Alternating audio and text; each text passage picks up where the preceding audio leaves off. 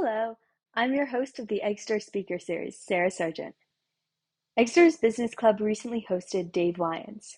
He was in Tesla employee number 12 as Director of Engineering and later founded Resharp, a knife sharpening company, and Peloton, a trucking logistics company. He now engineers flying cars at Joby Aviation. Here's what Lyons has to say about his career as an engineer and entrepreneur. So, Mr. Lyons, how are you doing today? I'm having a great morning. Okay. Yeah, it's very nice. Okay. Beautiful. And I got a lot to be grateful for. So, yeah, I feel good. Very Super true. excited about getting a chance to, talk to y'all.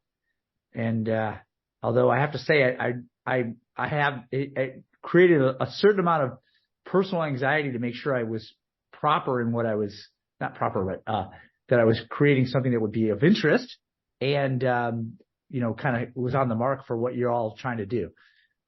Exactly. This stage of your life.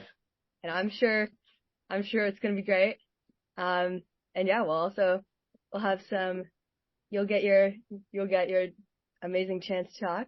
And I'm sure we'll have some questions to further guide where we want to take this. Right on. Yeah. I think we still have a few people coming in, so Real quickly, are you all still in school, or it looks like many of you are calling it from home? I'm starting a term abroad, so I'm back at home, but I see Anne's in the wheelwright common room. So yeah, we have everybody else is on campus at the moment. So great. Yeah. So probably cranking through what will be soon finals, like every other student that I'm aware of right now. The period between Thanksgiving and when you leave home for the winter holiday, I have to say that was always obviously one of the hardest times for me, but also the times I had the fondest memories of, because you're trying to do so much in such little time, but it all works out in the end. And sometimes it doesn't you don't think it's going to, but it always does. Yes, it's collectively known as Hell Weeks. So yeah. So if you want to take it away with, I have some questions. I'm sure everybody else will, if they don't already have questions, we'll get some. So you can take it away with what you want to share. And sure. I'm going to share a presentation, if you don't mind, that I put together. And I'll be honestly, this is a presentation that I use as a portfolio sometimes, like when I'm trying to introduce myself to other teams, but also when I was also looking for new employment or investment. So it is a little bit self-promoting. I'm going to be super clear, but there's nothing wrong with being self-promoting, especially at this point in your career, to make sure that you're showing off the things that you actually find passion in. And but I want to start. I'll just, without further hesitation, I'll just get started. Minutes before the videos broke. So I'm going to just talk through it as if they're going to work, but maybe they won't. So be forewarned. Okay. So I want to talk about three things today, like how I got here, how I got to this place in life, what I do today, and then three pieces of advice I might share to somebody in your position probably the last couple of years of high school, I'm guessing, and for many of you, and looking to do exciting things with your lives in business. So I'll just get started. So first, this is my first lesson I'm going to share with you right now. I want to talk to you. These lessons are going to come back up again, but we're going to follow your inner guidance, and I'll talk more about that.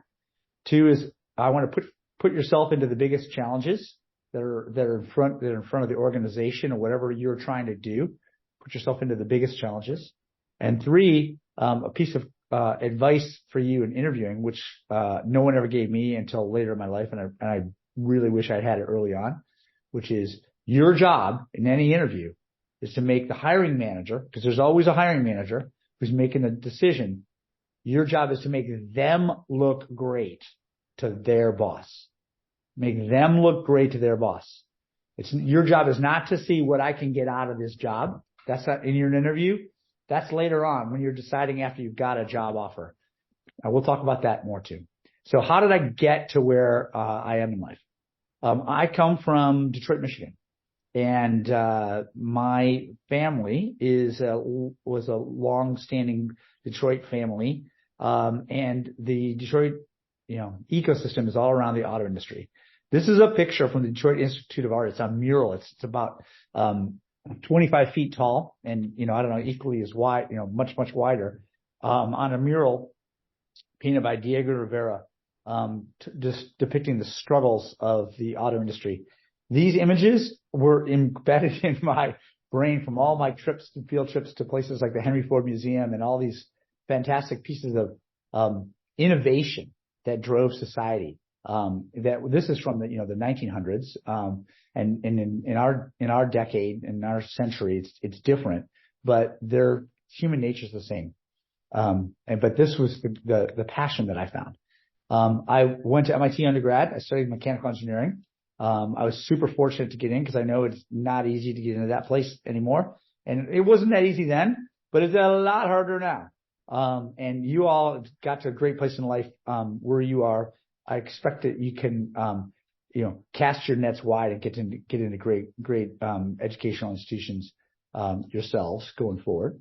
Maybe you already are. I first went to work for DuPont, right out of MIT. This was a big mistake for me. I took the job that gave me the highest dollar value offer, out of undergrad, because I took it from on-campus interviewing. I'm sorry, I didn't mean to do that. And it just wasn't really, that rewarding. I lasted about 6 months and I went off to become a professional sailor, after that. And then I applied to graduate school. That later took me to Stanford University, where I studied twice, a master's in mechanical engineering design, and then later, many years later, an MBA. But I found my passion. I really did find a passion in what is at Stanford, which is making. It's called today. It wasn't called that then. But it was literally designing and building and making physical things that met problems, and how to do that. That was my passion. And so with all of that, this was the student machine shop that I was a teaching assistant in. And of all my years of college, this was my favorite year, where basically all I did was a teaching assistant, teaching people how. It's really energetic and enthusiastic Stanford students, undergraduates and graduate students, how to use tools to build what they were hoping to achieve. I went to work for a design consulting firm, which is still around, but at the time was a growing entity called IDEO. And there they really coined this term that became very famous for a while, and maybe it's not so famous today, but called design thinking. And people may talk about design thinking, you may hear people talk about that, but it really was something that came out of Stanford and out of IDEO. And I was kind of at the core of this movement, just by sheer luck. But I did put myself into these places. This is kind of their process, like understand, observe, synthesize, visualize, realize, evaluate, refine, circle through, iterate, communicate, implement. Those are all good buzzwords. But that really is kind of the way I see the world today, and I still do. And I want to talk more about kind of how that process brought me to the place I'm at. We worked on things that might today look really boring, but they were. Let me tell you, at the time, these were super cool products. This is like 25 years ago, more, coming on 1995. So that's coming on almost 30 years ago. We were designing these things that were like handheld personal digital assistants. This is a company called Palm, and that later kind of like these things. All that did was a calendar, a to-do list, and a contacts sorter, but it was digital and it's synchronized with a computer. But we designed the product, and it was a beautiful object. And what we designed it with kind of the process of thinking about how users would use it, and then what we could do to make something happen. Again, today, any mobile phone you guys have in your hand is I don't know, 2 orders of magnitude more sophisticated than this. But at the time, this was a big deal. And how did we do it? We literally started with just blocks of foam and hand sanding them.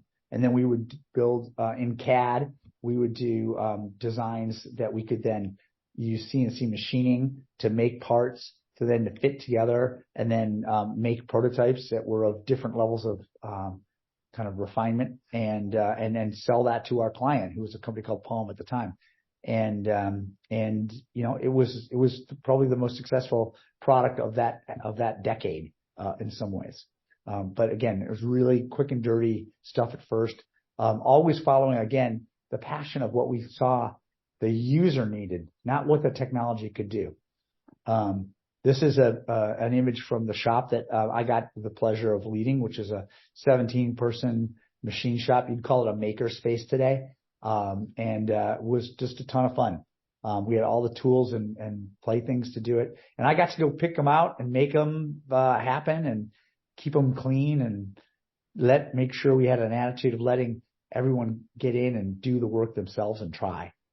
Again, makerspace stuff that people do now that wasn't really in the mainstream back then. It was kind of, I wouldn't say it was a radical idea, but most people wouldn't bother, because they kind of felt that digital was the new way, and we should really be focusing on things that are on computers, rather than teaching people how to use their hands. And again, that was contrarian, believe it or not, in the 1990s, to be doing that. And now I think at least there's been a segmentation of people to try to think about building things. We did sunglasses for Nike. We did these for the 1996 Olympics. We did chairs and seating that at the time were really cool. That's a prototype of a full-size chair that we built for a company called Steelcase. We did a really cool project, which became kind of like one of my 15 minutes of fame, that was put on by the television network ABC. And they did a 30-minute segment on our design process called the deep dive. If you ever get a chance to watch it, it used to be really like kind of big curriculum on what design thinking was and how to design and innovate products. We designed the shopping cart here. This is from the 1998 view of the world. This was the shopping cart of the future. And we designed and built that in 4 days, 24-hour days under camera the whole time. It was kind of fun. It's a lot like what is now reality TV, but we didn't have such things back then. So it was good fun. I went to Stanford Business School, and I met some people that were doing some pretty cool things. And the biggest thing at the time, there were two really, really big companies that were coming. One was way bigger than the other. The first was called Amazon. You might have heard of them. They were trying to sell books online. And then there was another one that didn't make it called Webvan. And they were trying to do groceries and products delivered to your home, online in the beginning of the internet. And they developed this giant system. This is in Oakland, California, of these, conveyor, and carousel systems, a lot like a dry cleaner. If you've ever been in a dry cleaner, that were tried to, stock and create inventory in warehouses that would be, handed over to, to people that put in totes and bins. And turns out all of this stuff, all of this huge investment didn't work. It worked, but it was so slow they couldn't get it out. So they tore it all out. Everything you see there got torn out, a year after they built it at, a huge loss, and then went back to a Costco-like model because they needed to get this, it needed to be more flexible than that carousel system would work. And they designed this crazy cart. It wasn't a crazy cart. It was a simple cart. And we redesigned it so that you could see what you were putting things in. And this may seem like a real simple innovation, but this was a huge change for them, and really changed like how they could fulfill orders. They would fulfill orders on average 40% faster with this cart as opposed to the other cart, which made the business work. So we were looking at the biggest point of pain in the business right there, which was the bottleneck in the system to get the stuff that they had in the inventory on the trucks out into the bins and then into other people's orders. And it was a ton of fun. So I worked there for a classmate of mine from MIT. And then he later on went ahead to, you guys might have seen these things in videos and TV commercials. This is a company called Kiva Systems that took these mobile, like those shelving systems, the yellow ones above, but they took these orange robots, were mobile robots, and they moved these around. And there's a company that you may or may not have heard of, a New Hampshire company called DECA, led by a guy named Dean Kamen. And 3 of my classmates from MIT who were mechanical design engineers worked on the Segway, I think Sarah's mom also worked on this product, which was a wheelchair that would lift people up. But the teams that did that engineering came over and helped build the Segway product, which they sold later to Amazon. And it was a giant success, and extremely successful. You see how all orders are fulfilled in distribution centers today, kind of by systems that are either this or, kind of copies or fast followers. So it was a ton of fun to be there at the very beginning.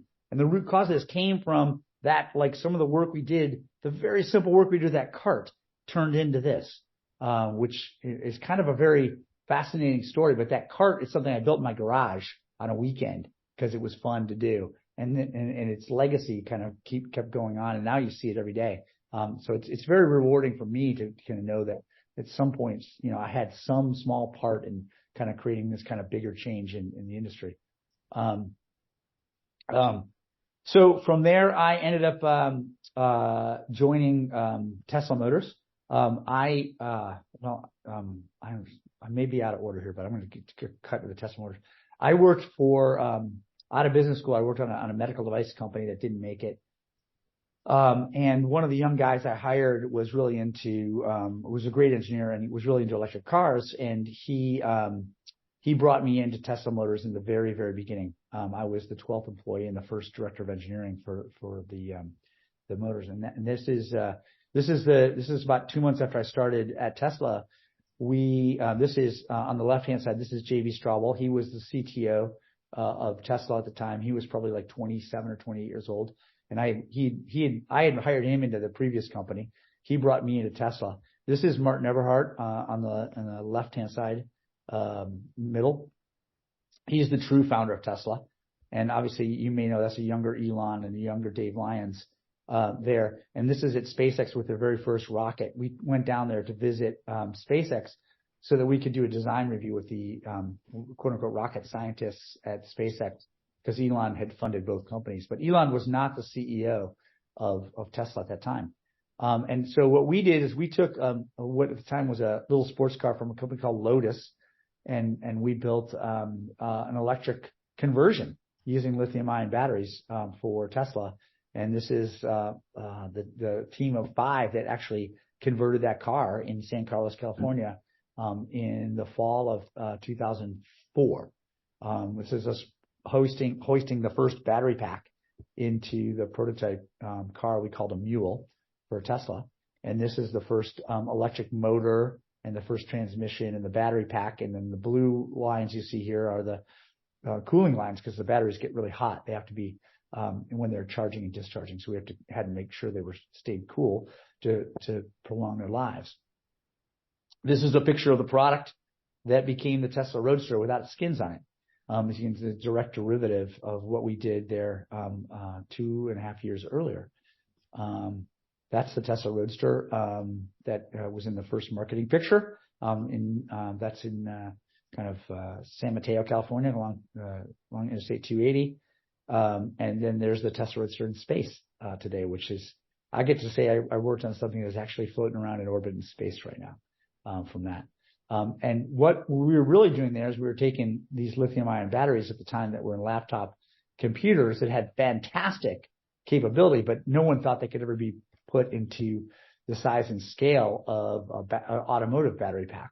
In fact, everyone told us we were insane for doing it. But the math and the physics that we looked at were very, very clearly said the energy densities of this like 4 times better than any other batteries. And why can't we? So, once we got enough people to fund this, Elon being a really big funder, we designed it. And so you're looking at the very, very first core inside of the battery pack of a Tesla prototype. And that's kind of part of the same thing where we solved some really big problems here that people told us couldn't be solved, which was, well, what happens if one lithium-ion battery catches on fire?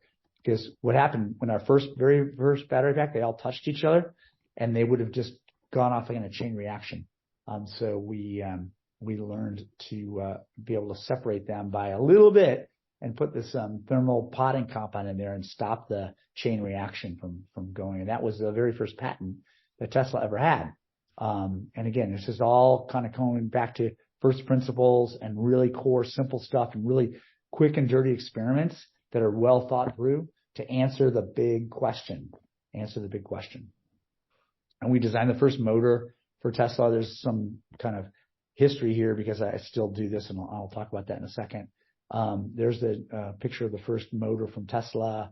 That's one of the final transmissions that we did. So as a kind of a, remember that, go back to that first slide of me in Detroit growing up in that, that factory image from Diego Rivera, that mural. Like there I was, 40 years old, getting to actually design automotive transmissions, which was just super cool. I was like, how do I get to do this? This is so much fun. Now it wasn't all that much fun working for Elon. I got to be clear, and I don't want to talk too much about that, but I chose to move on from that after 4.5 years, by my choice, not by his. So I'll leave it at that. One thing I did after that is I said I like being part of really, really big things that were changing, and I thought that self-driving technology, which was you had never heard of at the time, was going to be a really, really big deal. So we, me and a professor at Stanford and two other, good friends of mine who were tight into this kind of same belief, started a company called Peloton. And it's not the Peloton you're thinking of. We started ours before that one that did the cycle training. But so we had the name first. But this one we went for 10 years doing self-driving trucks. And I hope the video runs. Did not run. No video. All right. We're going to skip self-driving trucks for a little bit. But I'll tell you what we did here is we put two trucks, with drivers into what we called a close formation platoon. And those two trucks, were about 50 feet apart from each other. So maybe a little more than a car length apart, maybe 2 car lengths apart. And then because of drafting behind each other, the rear truck could save 10% on fuel. This is great fun. I'm a mechanical engineer by training. That's a real software project. Along the way, my people asked me to help them on other companies, and I with the approval of my co-founders, I did some side consulting. And this is a product that I did, kind of goes back to my design days at IDEO, and I worked as a consultant to the CEOs and the CEO and CTO of a company called Clover Network that you may know Square, you may know Clover. I'll show you. You may have seen these products in the when you go to any convenience store or retail place. And we designed this at the time, again, with a really interesting constraint in that we had one screen and we couldn't have screen on the other side because the technology wouldn't allow it at the price point and the time to market that we had.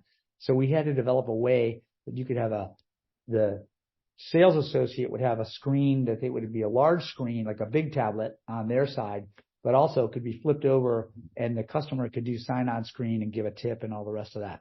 So we came up with this really interesting, angled pivoting joint that allowed it to work. And we thought that was a lot of fun. We patented that. And there's 1 million of those in the world right now, which is a ton of fun. We also did a handheld version. It looked like a pistol grip. They put 2 lithium-ion batteries in there. That one was a pretty cool thing, but it didn't really take off. It's around still. Did the same, we tried to do the exact same idea with the pistol grip version. And then you probably have seen this one around. This is a lot more common. Again, as the technology changes over the course of 9 years, you went from having a really big thing to a really small thing, but this industry goes really fast. So again, we were just trying to help make things fast. What did I do there? All I really did is help the leadership team of the company find the right designers and engineers that I knew from my network to bring them together and help guide the design brief to help make the products. And they made the products. But that was around what are they going to make? and how do they do it. So I had a lot of fun working on this. This is the most fun I've had in my design work, is because there's so many of them out there. Maybe even more than Tesla Roadsters and Tesla Model S's. Again, I kind of have a lot of energy and I can't stop myself sometimes. So around 2017, I met a young entrepreneur who wanted to start, and he told me he wanted to do a robotic knife sharpener. And I said, well, why do you want to do that? And he goes, well, because knife sharpening is really hard and a lot of people talk about it but don't do it.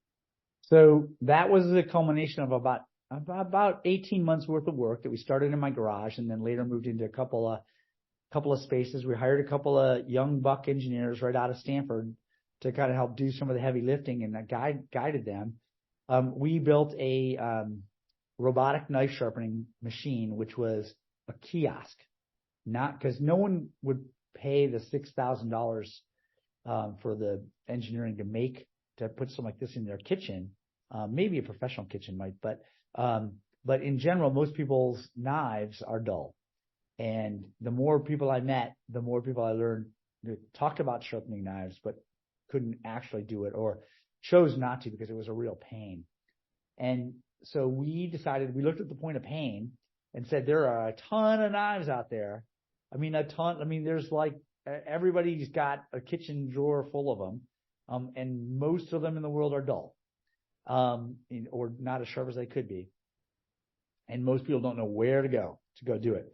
So we approached a hardware store here in Palo Alto, California, that had some really entrepreneurial, young guys who took it over from their dad, who took it over from his dad. So they were like the grandsons of the founder of this 6-person Ace Hardware chain. And we took them out to lunch, about a month after we started thinking about this idea. And we asked them, if they might want it. And before we could say anything, they interrupted and said, how quick can you have it? And what that signaled to us at the time was there's a huge demand for this. It's what we call a latent or pent up demand for knife sharpening, and especially in the hardware store chain domain, because hardware stores like Ace Hardware stores, which are on, most cities have them, but they're more expensive and they're kind of more neighborhoody stores, and you can buy everything that's in Ace Hardware on Amazon or even at Home Depot. But what you go there for is for service.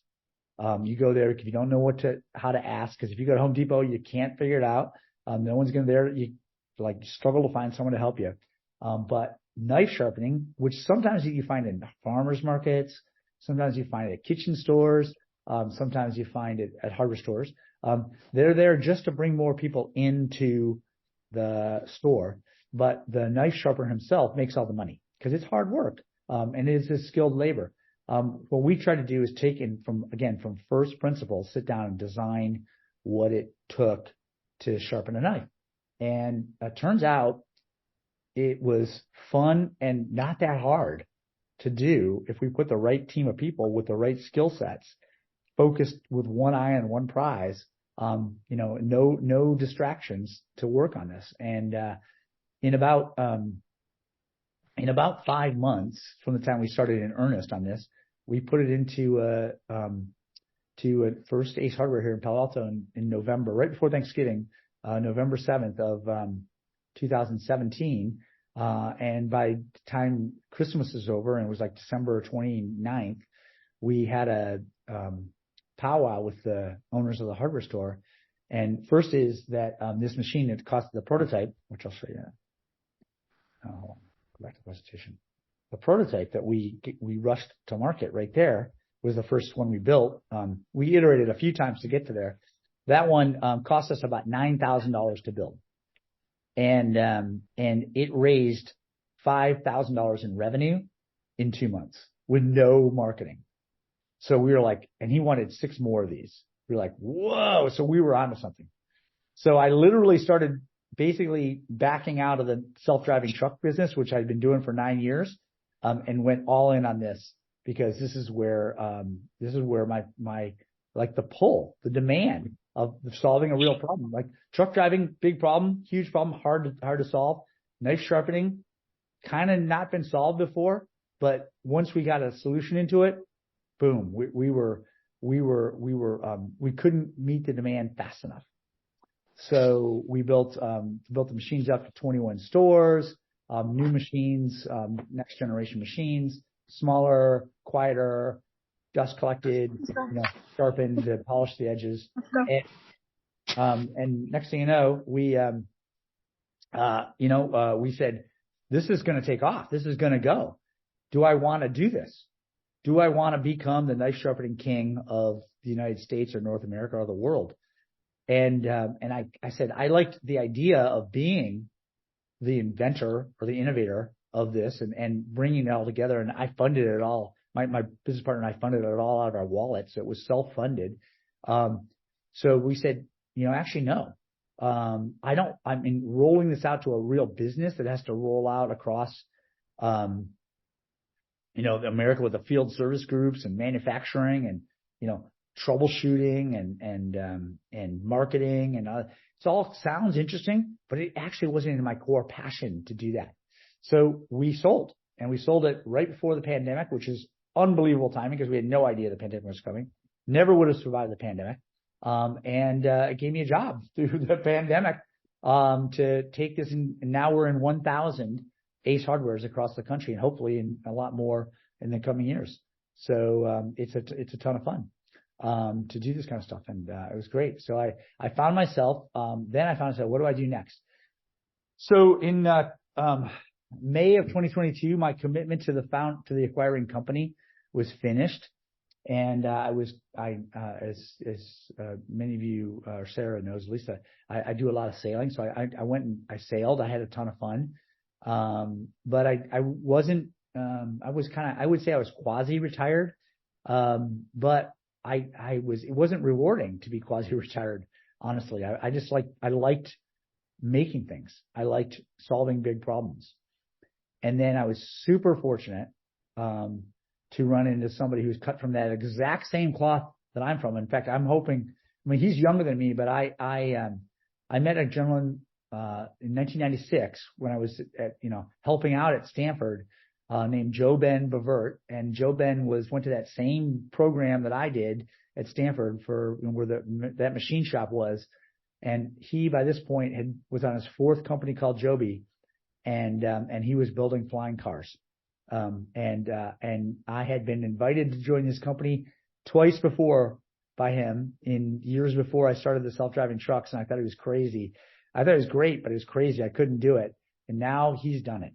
So he is, the CEO and founder of a company called Joby Aviation that is building, vertical takeoff and landing electric aircraft. And I'm going to tell you all about it right now. So this is a picture of the very first aircraft. It's called the S4. It's a 5-passenger plane. Pilot, it's a piloted plane. It's not autonomous. Although there's a lot of, I would say, assistance systems, and 4 passengers. It's smaller than a minivan. It's a small thing for short hop flights. It takes off like a helicopter. 6 rotors. All electric, battery powered. And then it converts to fixed wing flight. So it's like an airplane. And we do that so that it can fly, much more efficiently,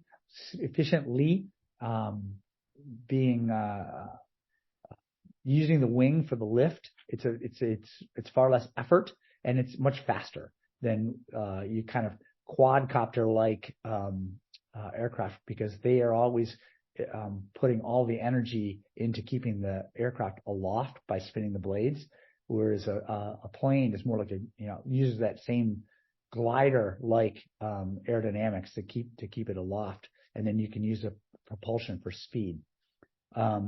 So here's just a couple of shots. We have flying prototypes today. We have 2, soon to be 3 planes, and they fly every day. We have operations in Santa Cruz, California, where Joby is from and where the company got started. And this is a picture from above that shows you from above in the hover configuration. It's like a squished hexagon of six rotors. So there's a lot of redundancy, and that lifts the plane and then uses same tilts role so that we can then create a much faster aircraft for fast fixed wing flight. I am in charge of the electric motor and the electric motor team that drives each one of these rotors. So again, it goes back to that early work that I did at Tesla for developing the first motor at Tesla. And what I didn't invent this. I didn't invent any of this. Joe Ben had brought me in and he asked me what I wanted to do, and I said, Joe Ben, look, the deal is I've been through some serious projects before in my life, some that worked and some that haven't, some that moved the needle and some that haven't. All I know is that inside the company, you got problems somewhere. I know it. You all do. We always do. I want to go where you think my skills can help you solve the biggest problems you have. And it turns out this motor team had essentially kind of lost their way. They had been working on this. They burned out. They basically burned out, and the leader walked away.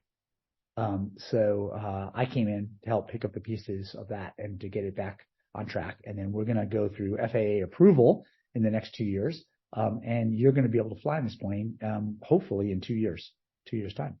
So let's talk about Joby Business for a second. So we're doing aerial ride sharing. So this is a depiction of what it would be like to go from Midtown Manhattan. We own the assets of Uber's aviation business. And then you would call an Uber somewhere in Manhattan or San Francisco or LA, and then take you to a skyport, we call it. And it'd be a 7-minute flight to JFK or LaGuardia Airport.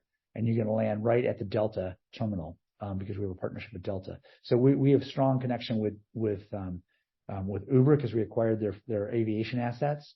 We have a strong partnership with Delta Airlines, and we have an incredibly strong investment and partnership with Toyota Motor Company for building up to 1,000 planes a year. So we're working really, really hard on the design for manufacturability of that. But it's essentially a fast, quiet, zero emissions aircraft, just essentially to save time in congested areas. I'm sure some of you have been in big cities and you know how horrible it is to get stuck and maybe miss your flight because you're just stuck in traffic. And if you could institutionalize a change the same way Uber institutionalized a change from the taxi system, which has been around for 150 years, to something that was actually modern, and then now we want to do the same thing by hopping over the space. Now, Elon Musk, he wants to dig tunnels. That sounds all well and good. We just think it's a lot easier to fly over things. So here's the kind of we call it seamless multimodal service. Again, we're going to work in the Uber app because we're partnering with them. They're an investor in Joby. There's huge demand for this. To really, and it's global. It's not just in the Bay Area or New York metropolitan area, Los Angeles, Chicago. These are the places we know firsthand. But Tokyo, any European city, the Middle Eastern cities, same. They're very, very big on this next generation, and the market's big. And so this is the aircraft. We're building our 2.1 version right now. Top speed is about 150 miles an hour. The range is 200 miles an hour. The range is about 150 miles. Getting 4 passengers. But the key is it's very quiet. Compared to you can say, well, a helicopter does the same thing, right? It does, but it's incredibly inefficient in the grand scheme of things. It's fascinating technology. It's been around for 80 years, but it's not fuel efficient. It's all fossil fuels, and they're incredibly noisy, as I'm sure you've heard. And anytime you want to scale something like this, you have to be very, very aware of the impact you have on the environment around. So noise and safety are the biggest points of pain we're trying to fix from, say, traditional helicopter rides you might get. And you can do a helicopter ride today from that same skyport in Manhattan to JFK, and it costs about $200. But it's not that easy. So when we can bring the price down to something that's about the same price as a yellow cab, That's what we're thinking about. This is your host, Sarah Sargent. Thank you to Dave Lyons for sharing his knowledge and reflections, and I hope that you enjoyed this episode of Exeter Speaker Series.